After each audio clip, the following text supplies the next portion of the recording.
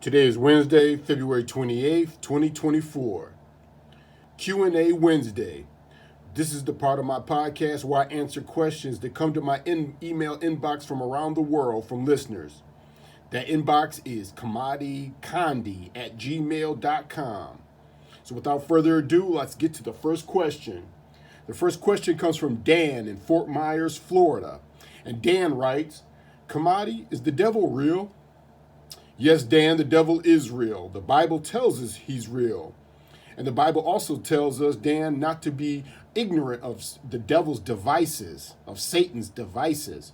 And what are devices? They're means and methods, like your ways of going about what you do.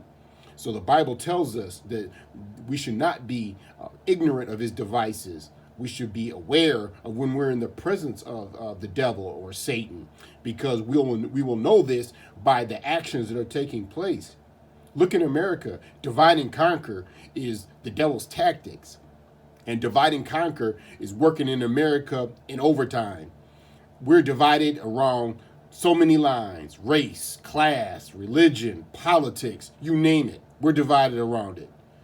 And that's one of the devil's devices. So we have to recognize that. And recognizing that, we know that the devil's very active in America today.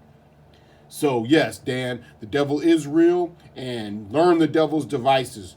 Just as the Bible talks about a tree and its fruit, the devil is a tree, and understand what his fruit is in the world. Okay? Hope that answered your question, Dan.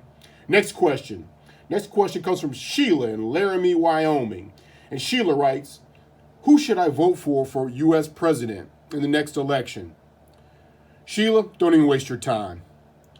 The deep state controls America, and they control everything that's going on in here, political and otherwise. So it's a waste of time to go to the poll and vote, because it's already been determined who's going to be the winner. And I think it's strange in America that with all her institutions of higher learning and Ivy League halls of glory, that suddenly the best in political candidates that America can produce is a senile pervert and a rich egomaniac. How is that? I question that. So no, Sheila, I would abstain from voting for U.S. president. I would not even entertain the mockery and the foolery of the whole procedure, Sheila. Just stay home and read your Bible, Sheila, and pray for your future. I hope that answered your question. And this is all for Q&A Wednesday. This has been February 28th, 2024, and I'm Khamadi, signing out. Peace.